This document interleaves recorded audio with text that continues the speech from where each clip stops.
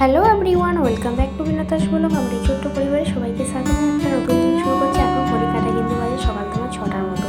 ও এখন এদিকে মেয়ে স্কুলে যাওয়ার জন্য রেডি হচ্ছে, আর আমি এদিকে সকাল সকাল ঘুম থেকে উঠে আগে একটু শীতকালে যেটা গরম গরম চা না হলে ঠিক শীতের আমেজটা চলে না, সেই জন্য এখানে একটু গরম গরম চা করে নিচ্ছি। চাটা খেয়ে তারপর ওদিকে কাজকর্মগুলো ছাড়বো। আর আজকে তোমাদের সাথে শেয়ার করবো সকাল 6টা থেকে দুপুর 12টার মধ্যে সংসারে যাবতীয় কাজকর্ম, রান্নাবান্না, পুজো আর্চা, এক্সট্রা কাজ, তার সাথে মেয়েকে স্কুলে আনতে যায় এবং সংসারে আরও অনেক কাজকর্মগুলো, বাসন ধোয়া, কাপড় কাচা থেকে নানা রকম কাজ মধ্যে কী করে এক হাতে ছোটোবেলার মধ্যে টাইম টু টাইম ম্যানেজ করে গুছিয়ে করি, ততটুকু তোমাদের সাথে শেয়ার করি। যতটুকু আমি নিজে থেকে করি বা সংসারে নিজে হাতে কাজগুলো করার চেষ্টা করি। আর আমি সংসারটাই করতে প্রচণ্ড ভালোবাসি বা সংসারের কাজগুলো করতেও ভালোবাসি, সেই জন্য সংসারের কাজগুলো আমার কাছে বোঝা বলে মনে হয় না। আর তোমাদের কাছে প্রত্যেকবারের মতো ছোটো রিকোয়েস্ট, যে সমস্ত বন্ধুরা আমার চ্যানেল নতুন আছে, তোমাদের যদি আমার ভিডিও ভালো লাগে প্লিজ তোমরা চ্যানেলটাকে সাবস্ক্রাইব করে লাইক করে পাশে থেকো, এবং কে কোথায় দেখছো সেটাও কিন্তু অবশ্যই জানিও। এদিকে সকাল সকাল দেখতেই পেলে বাজার হাটতে চলে এসেছি। সকাল সকাল বাজার হাট চলে এলে রান্নাবান্না করতে কতক্ষণ, তাই না? ওদিকে বাজার হাটটা গুছিয়ে নেওয়ার পাশাপাশি এদিকে চাটাও ছেঁকে নিচ্ছি। চাটা ছেঁকে নিয়ে চলো ওদিকে দিয়ে আসবো, তারপর আমি চাটা খাবো। এখানে খেয়ে আর চা না খেলে না শীতকালে ঠান্ডা লাগবে। তারপর চায়ে একটু মিষ্টিটা কম হয়ে যায়, একটু দেখে নিলাম, কারণ যখন একটু মনটা দনমনও থাকে কাউকে খেতে দেওয়া হয়, নিজে সেটা দেখে নিই। তারপর কাউকে খেতে দেওয়াটা মনে বেস্ট বলে বলতো আমি মনে করি, তাই না? তবে এই বলে আজকে আর বেশি কথা বলছি না, আর তোমরা পুরো ভিডিওটা দেখো, তারপর তোমার সাথে শেয়ার করছি বাকিটা।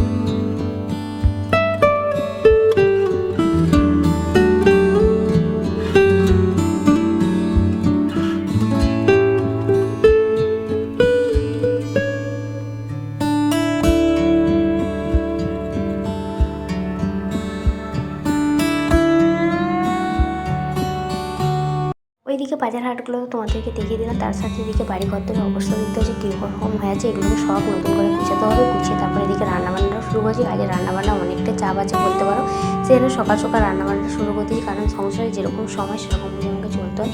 রান্নাবান্নার পাশাপাশি সংসারে আরও তো এক্সট্রা কাজে সব কিছু মেনটেন করে চলাটা চলতে গেলে সময় বুঝে সময়ের সাথে পা মিলিয়ে এবং চলতে সময়ের সাথে তাল মিলিয়ে চলাটাও কিন্তু খুব দরকারি। তাই আমার একা সংসারের কাজ যেহেতু আমাকে করতে সেই সময় হাতে খুবই কম। মেয়েকে আবার স্কুলে আনতে সেদিনকে সকাল সকাল দুপুর আরও রান্না করছি, করে রেখে যাবো, আবার এসে বাকিটাও কিন্তু করবো। এইভাবে প্রতিনিয়ত দিনের পর দিন, রাতের পর রাত কীভাবে সংসারে যে সময় কেটে যায় তা নিজেও তা বুঝতে পারি। বছরের পর বছর কেটে যায়, কারণ যখন একটা মেয়ে যখন বিয়ে করে যখন ঘর আসে, তখন সেই ঘরে মানে কোথায় কি থাকে না থাকে কিছুই জানতো না, কিন্তু আস্তে যখন সেই সংসারে যখন দিনের পর দিন যখন সে সময় কাটায়, থাকাতে থাকতে সে সেই জায়গাটা কিন্তু অভ্যস্ত হয়ে যায়। আবার এখন একটা শিশু সেই অপছন্দের জায়গাটাও কিন্তু পছন্দ হয়ে দাঁড়ায়, তখন আবার উল্টো হয়ে যায়, যে জায়গাটা পছন্দ থাকতো সেই পছন্দের জায়গাটা তখন পরবর্তীকালে তখন কিন্তু অপছন্দ হয়ে যায় দাঁড়ায়, তাই না?